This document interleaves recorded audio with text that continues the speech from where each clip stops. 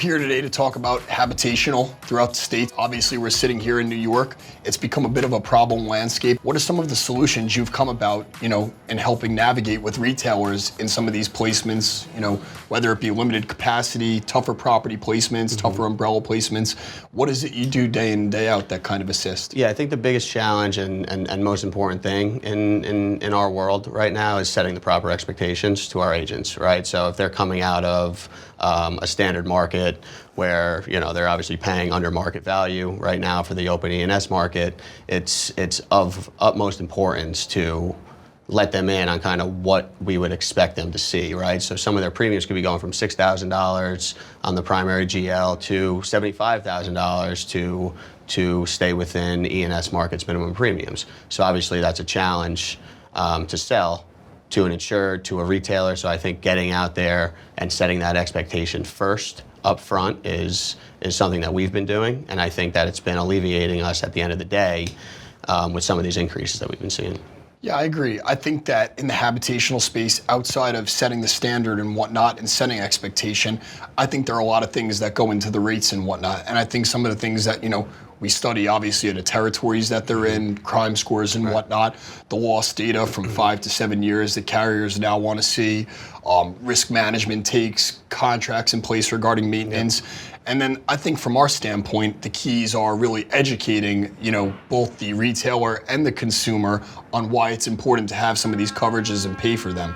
And I think a lot of these prices that are being driven are kind of a result of the way claims are being paid out and necessities by the insurance company. It's not so much that they want to be charging insureds, it's that they have to be to stay in business and to stay in this space. Right. It's like we're to the point now in the marketplace where we can't, really get a bindable quote out until we validate that the contract is holding our insured harmless and indemnifying us if we hire a third party to perform maintenance on our premise. Like, we're not even seeing a quote or any numbers. It's all contingent on having that validated to our underwriter. I agree with that. And then, before we go getting into more detailed specifics regarding HAB and what it takes to place some of this, I think that, we'd have to acknowledge that the property space, the GL space, and the umbrella space have all been thrashed with capacity and whatnot. So what was once, one player, two play risk, you could see as much as 5 to 10 carriers on a $100 million JM complex somewhere, not just in New York, but throughout the states. And I think that obviously that's an uphill battle for the insureds and the brokers out of the gate, having to explain why there's so many insurance companies that it takes to insure their property, and then bringing them different options, whether it be more limited in coverage or, with full coverage, and showing the different pricing expectations and why it is they exist. And, what's your process that you take when you see one of these out of the gate that you take with the insured and the retailer to kind of get them from the start across the finish line? Yeah, I think, for me, it's really just asking good questions to your agent, right? What was the expiring pricing? What was the retention? Were there any restrictive terms on the expiring policy, so we know what we need to garner in the marketplace, right? So I think it's just understanding kind of what we need to find in the marketplace and then going out and getting it. But sometimes, what we need to find isn't attainable due to some of these minimum premiums and markets just kind of dropping out. I'd agree with that. I know we're working on one right now. I'd love to point out that I think the expiring package was $60,000 and our monoline GL is $75,000. Right. That's without even taking into account the $55 million property we have to place and the umbrella. I think it's just about setting the expectations and letting the retailer know, hey, there's 5 property markets in this space who could consider this. Here's their answers. So, we're always validating our work and showing our diligence, because let's face it, when we come out with the numbers we're coming out with right now, any retailer would be insane to not double check their work and go to the guy up the block. But, I think a lot of the professionals in our space acknowledge these issues and kind of sign off. I know I do when I see it. Others, hey, if the markets have been approached, we're going to take a step back here. We don't want to oversaturate the same guys. And I think that's where relationships do come into play, though. Perhaps you can get something done the guy up the block can. No different. I only know so many people. The guy up the block may know somebody else. But I think what makes us special is that internally we have a lot of the bases covered. you've got your relationships, I've got mine, Kevin Hahn has his, and I think when you piece together our relationships, it really puts together a combined effort team regarding property, casualty, and umbrella, really the key spaces, the key ingredients to a full-blown package for Habitational. Without a doubt. And it's definitely special, that we do that, because there's not many other competitors that are kind of under the same model as we are. So we're able to leverage those relationships and get stuff done that maybe I wouldn't get done myself, but you could get done with your underwriter, or vice versa. So it's definitely been special for us that way. Yeah, I think that's really, it's a unique take. It's been fun this whole year, the past 2 years doing it, but I think we've really got it down with science. And then I think that in regards to the umbrella space, that's something that's really been kind of trying for these property managers that were once holding $100 million with all the RPGs and whatnot. As those have imploded, what have been some of the solutions you've come about to, kind of build, I don't know that everyone's taking $100 million, but maybe a $25 million tower. Where do you start when somebody comes and says, hey, our contracts require this, and where do you go? Number one, letting them know that their price is probably going to be 100 times what it was prior. Yeah, pricing is obviously going to go up, but it's important for us as wholesalers to understand what direct markets they still have in play, whether that's a new RPG coming in, a GNY supporting a primary, or a Seneca supporting a primary. But if there are no direct markets, it's about, because we know the markets, right? Like last year we had that one market that we were stuffing all of our HAB leads into, right? Lead 5 million, lead 5 million, lead 5 million, and then a year later they dropped out.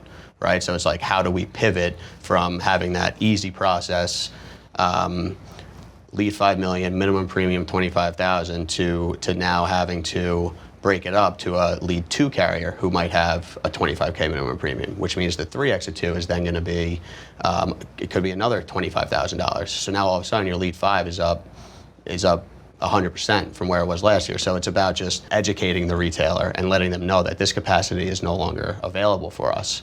We'll let them know when it's back. We'll keep them updated on it, but it's been trying to find that capacity elsewhere with other carriers. Got it. And then obviously with some of the events that have taken place, all you have to do is read a newspaper and find out some of the catastrophic payouts and whatnot. We've got down in Florida regarding sinkholes and some of the building issues. Here in New York, we've had some, awful fires that we haven't seen in years that have taken quite a few lives. Do you foresee this issue? Do you see somebody coming and kind of like fixing it overnight, or do you think we're just getting into the thick of things? And where do you see this kind of market trending, not just in New York real estate, but kind of real estate across, across the states? Yeah, I think the fire life safety stuff has become more of a focus in the marketplace, just due to how catastrophic those claims could get if there's bodily injury. But I think a big part, and this is going back to the general liability side of the fence, is the insureds taking skin in the game, right? So, and when I say that, I mean taking a retention or a deductible, whereas prior 5-7 years ago, everybody was guaranteed cost, right? So now that requires the building owner to do their due diligence, right? To make sure their premise, to make sure their sidewalks are kept up, to make sure their cameras are installed, their exterior lighting is installed, to make sure those controls are in place to mitigate claims, right? Because now all of a sudden they're paying out of pocket for each and every claim that comes in. So it's been a requirement, in the marketplace to kind of take that 25K deductible as a starting point, other than a couple of the programs that we have. Or some of the smaller stuff, obviously. Right. But no, I think you hit it on the head. And then I guess it would be helpful for everyone to know, what is some of the data that you find integral and important to trade with your underwriters and get them up front? What are some of the key things that you want to point out on any given HAB risk? Forget in New York, Florida, we're talking across the states. Where does a retailer start when bringing it in? I think it's all about having loss experience that we can validate throughout the schedule of properties, right? There's a lot of acquisition activity, a lot of divestiture activity. So, sometimes you don't have the full 5-year picture for each and every location, right? And there's ways for us to kind of navigate around that, because it's tough to get loss runs from a prior seller. But I think, having the loss experience buttoned up is the number one thing to kind of get your carriers moving from there. And then from there, it's historical exposures, and then that life safety data that we spoke about, and their third-party contracts and whatnot. Yeah, I absolutely agree. I think for me, it's kind of just even getting a story, setting the expectation and whatnot. Who said yes, who said no. Obviously, we've referenced the new sellers and new purchases quite a bit. It's finding out if, whoever's on the prior, whoever's on the seller is going to consider it. If not, why not? So, I think for me, it's, trying to simplify it for everybody. I think that the costs are going to be through the roof regardless of where you go. So you just have to be able to come up with a plan and a way to kind of divulge that plan to the retailer and then help them pass that along to, obviously the consumer. I think you and I wouldn't be thrilled if our car insurance went up times 1,000 with no explanation, every 6 months when we went to pay it. So I think just being prepared in this market's really key. Right, without a doubt. And we've done an exceptional job at getting that story from the retailer and putting it out to the marketplace and keeping it as simple as possible. But once we have the story, it's like, okay, I think I can work with this now. And then, our underwriter will get back to us with maybe a couple questions from there or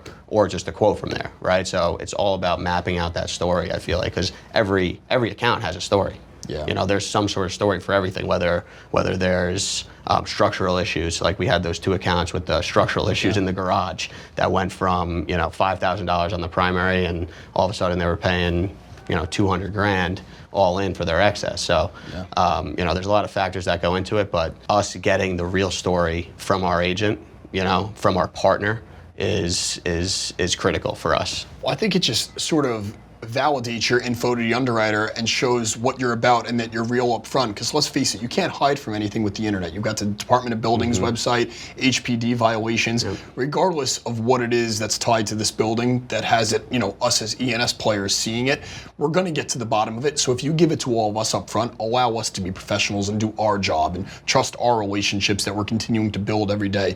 I think that, you, myself, and Kevin probably speak to the same 5 underwriters on repeat day in and day out. It's like the old phone, you're just kind of going. So, I think that kind of adds to our expertise and kind of our relationship building in this space. But, it's not to say that I'm not surprised. We see something new every day, whether it be some of the claims tied to these buildings, whether it be, obviously, like we said, some of the structural issues. Obviously, every year we get a little bit, these buildings get a little bit older.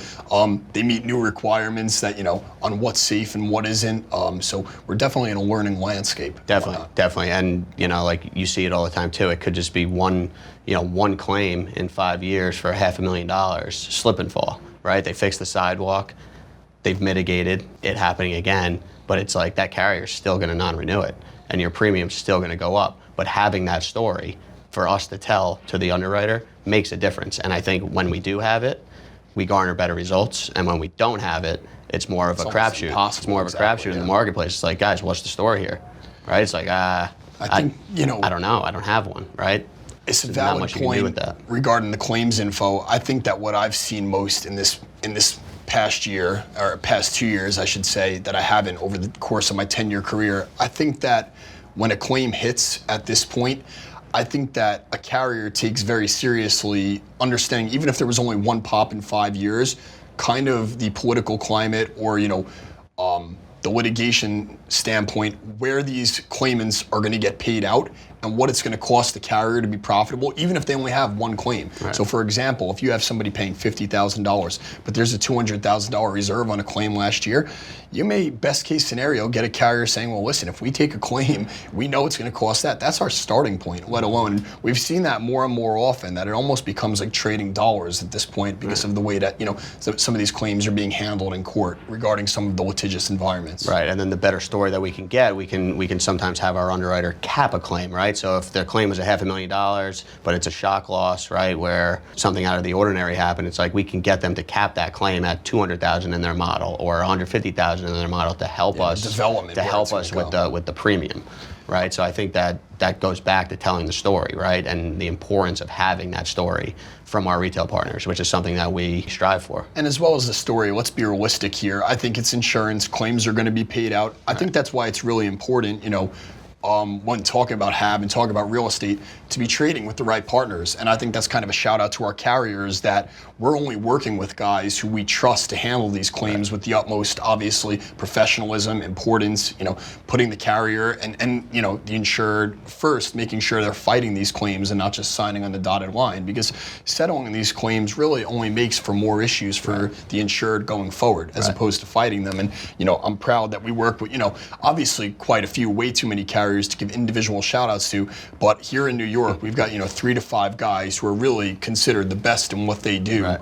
And actually these guys do work outside of New York as well, so I don't want to, obviously we're a little biased as we sit here in the city, but I think that those players are, they're a huge part of what we do and who make us who we are. Right, right. And you brought up a great point, right? We trust our underwriters, but it's important, right? Best in the biz. Our underwriters trust us based off of prior experience. Doesn't exist without that. Right, based off of how well we put together our submissions, based off of how we break down the information, because we know what our underwriters need, right? Yeah. Like we did that whole practice a couple years ago, figuring out, because every carrier is different, right? It's like some need historicals, some need 8 years of loss runs, some need 5 years of loss runs, right? So it's like we tailor our submissions to the specific carrier. Agreed. And they know when it comes in from us, right? It's like that submission, their stack of submissions could be this high, right? And ours is going right to the top because they know what kind of product we're delivering to them. Yeah, I think that's ultimately the power of the Jencap platform, the collaborative work and putting our best foot forward regardless of the product line, property, casualty, umbrella, you name it. We've kind of got a team of people here who are willing to put their heads together and get it done. That's right, better together.